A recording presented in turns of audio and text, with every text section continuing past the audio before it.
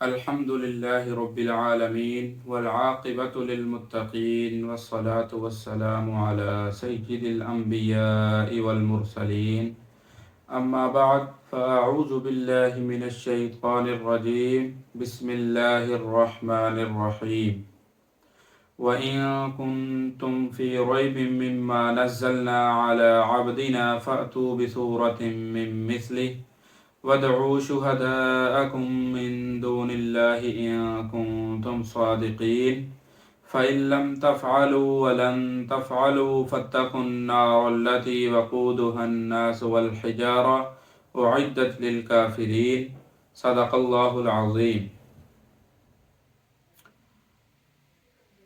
تو ان دو آیات میں اللہ رب العزت فرماتے ہیں کہ اگر تم اس کتاب کی طرف سے شک میں ہو جو ہم نے اپنے بندے پر نازل کی تو لے آؤ کوئی صورت جو اس جیسی ہو، وَادْعُوا شُهَدَاءَكُمْ اور بلا لو اپنے مددگاروں کو، من دون اللہ اللہ تعالیٰ کے علاوہ، ان کنتم صادقین اگر تم سچے ہو۔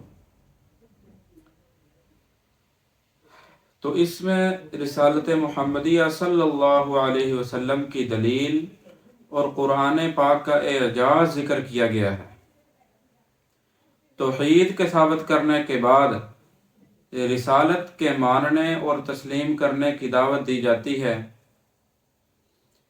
کوئی شخص خالق و مالک کو مان لے اور اس کی معرفت کی بھی ضرورت رہتی ہے، اس کی ذات و صفات کو جاننا اور ماننا لازم ہے۔ ان کا علم خود بخود نہیں ہو سکتا، اور خالق و مالک کی عبادت کے طریقے اپنے پاس سے ایجاد نہیں کیے جا سکتے، لہٰذا ان سب چیزوں کو سمجھانے اور بتانے کے لیے اللہ جل شانہ نے حضرات انبیاء کرام علیہم السلام کو مبعوث فرمایا، جو انسان تھے اور انسانوں سے انسان کی زبان میں بات کرتے تھے۔ جتنے بھی انبیاء علیہم السلام مبعوث ہوئے، ان کی نبوت ثابت کرنے کے لیے ہر ایک زمانہ کے ماحول کے اعتبار سے معجزات دیے گئے۔ آخر الانبیاء سیدنا حضرت محمد الرسول اللہ صلی اللہ علیہ وسلم خطہ عرب میں پیدا ہوئے۔ مکہ معظمہ آپ کا وطن تھا جو جزیرہ عرب میں واقع ہے۔ تو اس زمانہ میں فصاحت و بلاغت کا بڑا چرچا تھا۔ اہل عرب جب مختلف مواقع میں جمع ہوتے تو مقابلے کے طور پر مختلف قبائل اپنے قصیدے سنایا کرتے تھے۔ جس کا قصیدہ بہت زیادہ فصیح و بلیغ ہوتا اس کو کعبہ شریف پر لٹکا دیا کرتے تھے، اور یہ گویا ایک قسم کا چیلنج ہوتا تھا کہ کوئی شخص اس کے مقابلے میں قصیدہ لکھ کر پیش کرے۔ حضرت محمد مصطفیٰ احمد مجتبی خاتم النبیین صلی اللہ علیہ وسلم کی بعثت عامہ سارے عالم کے انسانوں کے لیے ہے۔ قیامت آنے تک آپ ہی رسول ہیں، آپ ہی کے لائے ہوئے دین کو قبول کرنے میں سب کی نجات ہے۔ آپ سے بے شمار معجزات کا ظہور ہوا جو حدیث اور سیرت کی کتابوں میں ذکر کیے گئے ہیں، اور ان معجزات پر مستقل کتابیں لکھی گئی ہیں۔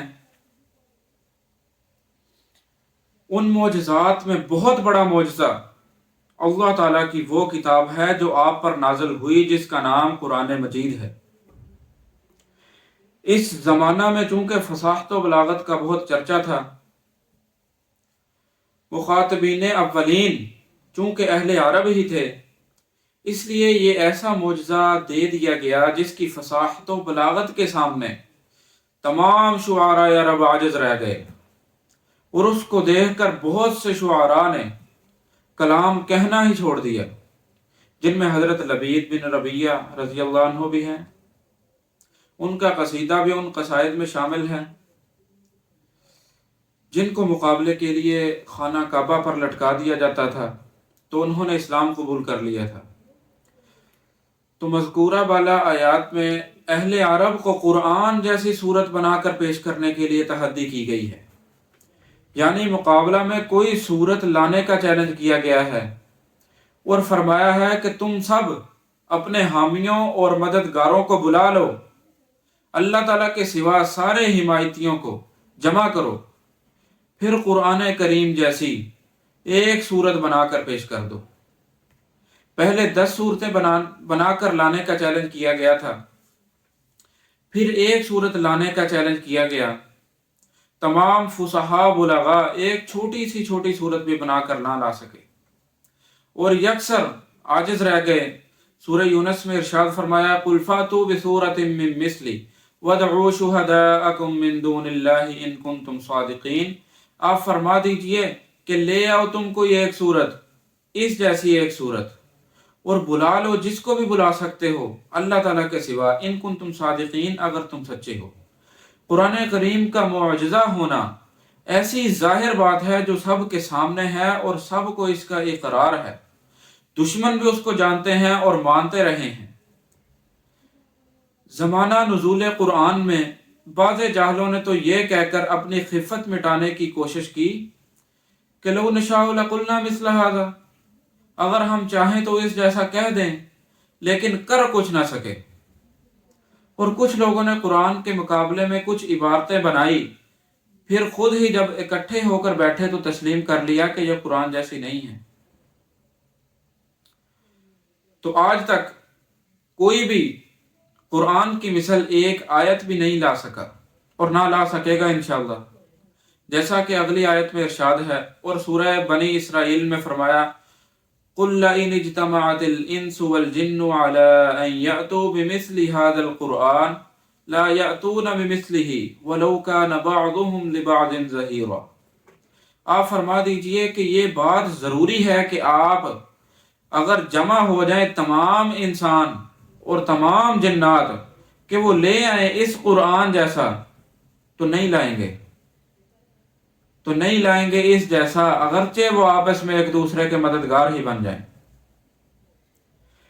تو اگلی آیت فَإِن لَّمْ تَفْعَلُوا وَلَن تَفْعَلُوا فَاتَّقُوا النَّارَ الَّتِي وَقُودُهَا النَّاسُ وَالْحِجَارَةُ أُعِدَّتْ لِلْكَافِرِينَ، سو اگر تم نہ کرو اور ہرگز نہیں کر سکو گے، سو ڈرو آگ سے جس کا ایندھن انسان اور پتھر ہیں، تو وہ تیار کی گئی ہے کافروں کے لیے۔